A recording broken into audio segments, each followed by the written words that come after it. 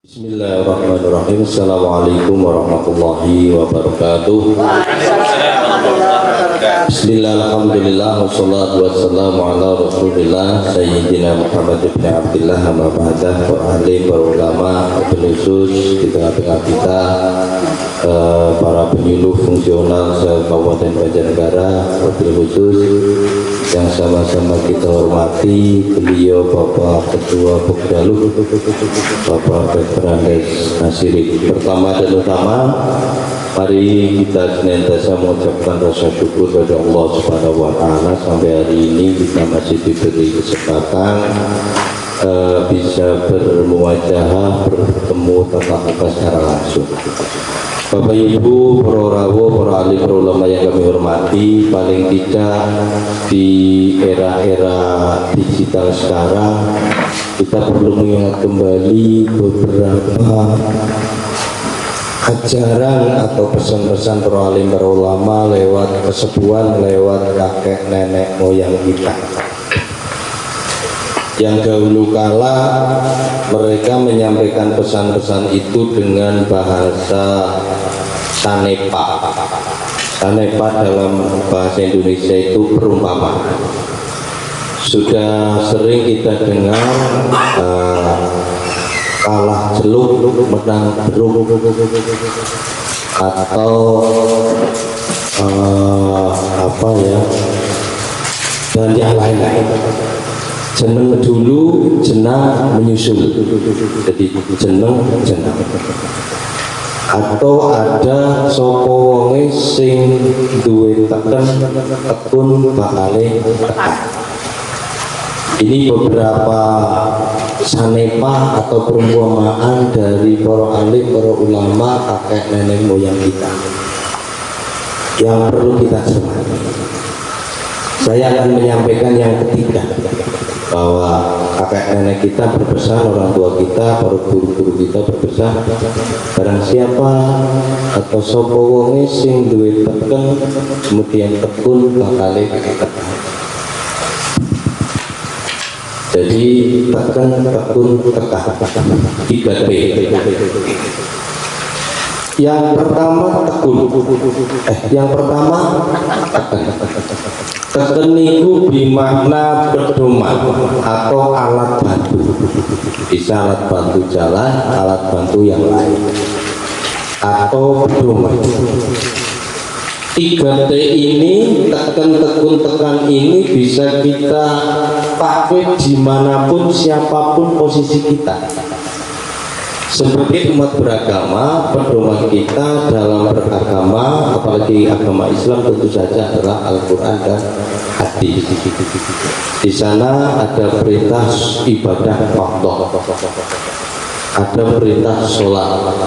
Kapan kita sholat, bagaimana kaifiyahnya, kapan kita zakat, berapa besarannya, kepada siapa diberikan, ada aturan mainnya. Kapan kita puasa wajib, ada berapa puasa wajib, bagaimana tata caranya, ada hukum. Itu kalau kita sebagai umat beragama, maka pedoman kita adalah Al-Quran dan hadis. Kita sebagai pegawai juga memiliki tata atau pedoman atau alat bantu kita bekerja. Sebagai pegawai kita memiliki undang-undang, ada regulasi, ada undang-undang, ada permen, ada keputusan menteri, ada pergub, dan seterusnya. Kapan kita naik pangkat, kapan kita naik golongan, syarat ketentuan berlaku, ada aturan.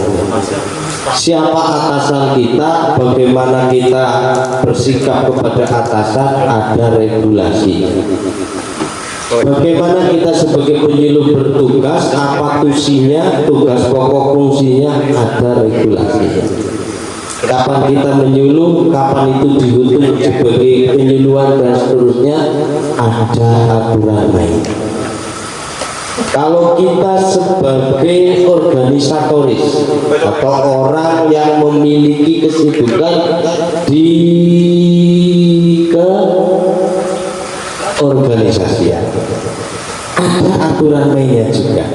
Kapan regenerasi kepemimpinan, apa yang dilakukan oleh kita sebagai pengurus.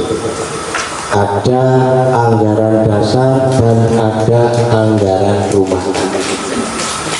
Artinya apa? Sebagai siapapun kita, apapun tugas kita, ada pedoman di sana.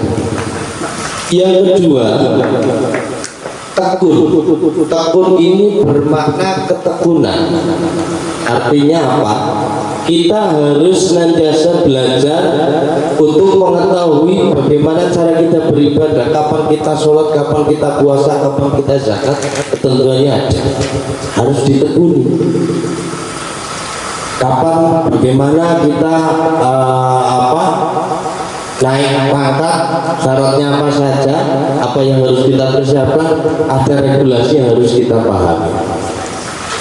Kapan waktunya, kalau sudah terlewatkan bagaimana, apakah yang akan terjadi atau kompensasi yang kita terima jika kita tidak melaksanakan sesuai dengan pedoman, baik dalam hal kita beragama, berorganisasi atau sebagai pegawai. Ada hadis atau makalah ulama. Kalau saya meyakini makalah ulama. Man jadda bisyai'in wajada. Begitu ya Pak Toto ya? Man jadda wajada.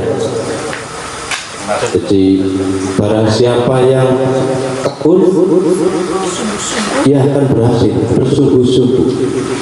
Jadi bersungguh-sungguh dalam bahasa lain itu jihad.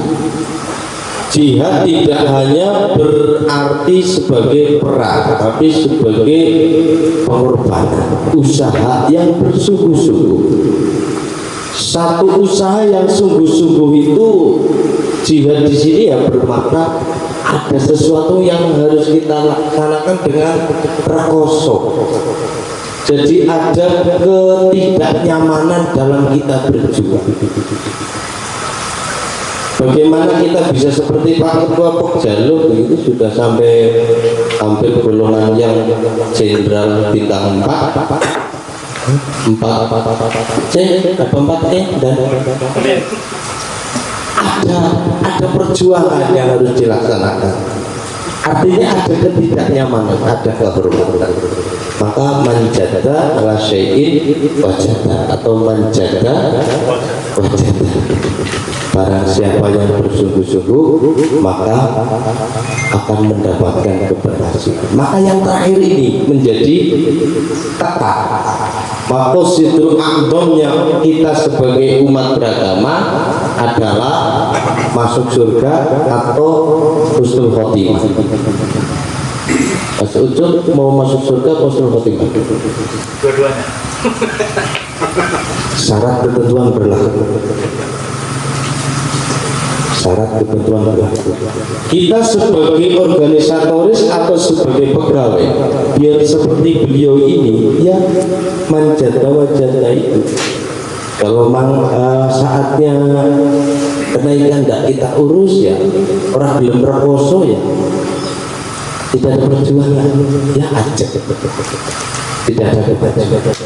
Maka itu yang pesan yang diberikan oleh kakek nenek moyang kita. Sopo wonge sing duwe tekun bakale. Artinya sebuah keberhasilan, sebuah kesuksesan ada ketekunan di sana, ada pedoman di sana.